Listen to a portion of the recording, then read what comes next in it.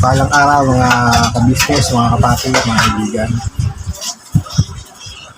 Bagong labas na naman po ang ex ni Kuebong. May bagong balita naman na nilabas. Tungkol naman po doon sa pambubugbog daw kung ano ang sinasabi niya. Bali-balita ay nag-message daw sa kanya na kung sino na ayaw tukuyin.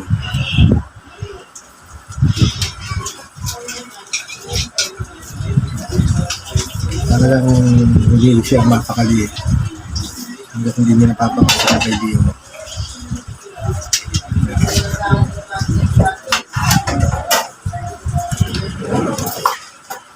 Hindi siya maka-move on sa pag-affection ng business family. Umaangat pa lang subscribe. Hindi malaman kung siya ay nag-iingit o gusto na lang malira at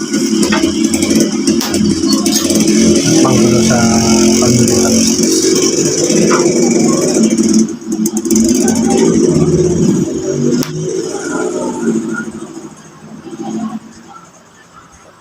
Ayaw niyang ipagata na si negative sa business family. Niyada niya lang sa tawa. At yung tawa naman niya ay parang tawa na isang taktak. Kampunata ni Satan. Kung makatawa ay kala mo wala nang bukas. Saka inaano pa niya si Kuebong na ayaw pa niya diretso ng is Kuebong lang naman ang inaano niya na keso kung sa inom lang daw at saka sa sigarilyo eh kaya pa daw niyang patawarin si Kuebong. Kung sa drugs daw eh malabo na daw. Pero in fairness, alam niya yung tama ng Cebu. Baka natikman niya nung araw. Kasi lumalabas na rin sa kanyang bunganga na yung tama ng drugs ay tugma-tugma sa mga sinasabi niya. Magtataka ka kung ito ay hindi naka-experience ng ganong bisyo. Kasi sa bunganga niya na lumalabas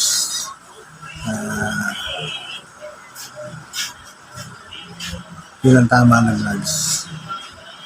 Kaya ito siguro ay ganito ang pag-iisip ang may tama na rin. Kasi kung ito ay hindi nakatikim ng drugs, hindi ganito ang utak nito. May lamat na. Kasi pilit niyang sinisiksik ang sarili niya na sa business family na wala namang katuturan ng mga sinasabi niya. Humuhugot siya sa ganung bagay na wala namang katotohanan. At saka saan ka nakakita ba ng SIM card na nilagyan ng video?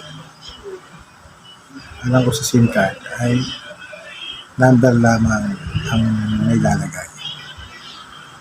Doon pa lang siya huling-huli na siya ay sinungaling at mapagpanggap ng tao. At saka mo makakita na binugbog at pinantaan ay ang kaso ay human trafficking. Kakaibang batas ngayon yun. Nung nag-live si Sir Anime, salamat po sa pagbasa ng mga komento. Nung nag-live si Sir Anime, ako itawag ng kagabi. Saan ka nakakita ng binubuloy ang kaso ay human trafficking. Ang alam ko sa human trafficking, yung mga pinadadalang mga babae sa ibang bansa na ginagawang prostitute. Yun ang human trafficking. Nagdadala ng babae sa ibang bansa. Saka yung pagbubulol, yun ay physical injury po. Makinakasunod.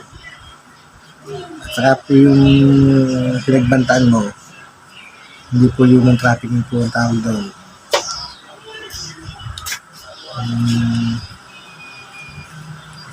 Ay death threat. Hindi po human trafficking po kasi doon. Halatang-halata po kay mata na siya ay nagsisinungaling. Hindi siya kumuha ng, hindi niya itinama lahat ng mga sinasabi niya pa kapanipaniwala. Doon pa lang ay huling-huli na po siya. Pinaiikot lang niya po yung mga nakapaligid sa mga viewers na pilit siyang kinakampihan na wala namang kababay. Yung malaman kung bakit nagkakagano sila. Inggit lang sila sa PBO na nararating nila.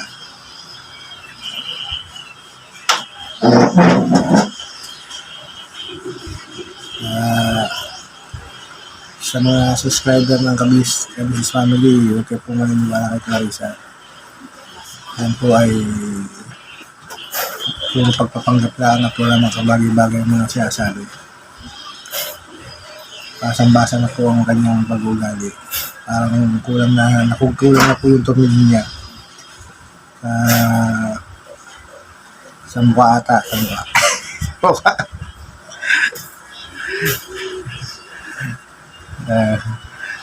Salamat sa mga nag-subscribe po sa YouTube channel natin. At maraming salamat po sa Kabis Family. Hindi po natin pasilin ang mga ginagawa ng mga yan.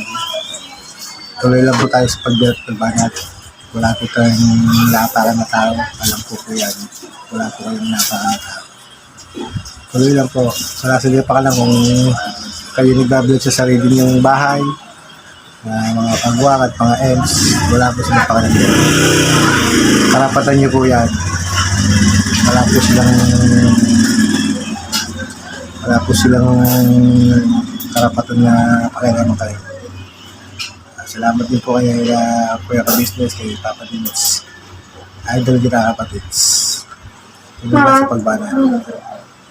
Maraming salamat din sa mga kagwang. Kay Sir Reactor, Anime, salamat po. Hanggang sa susunod na lang po na vlog. Bira, bago lang po tayo. Maraming salamat po.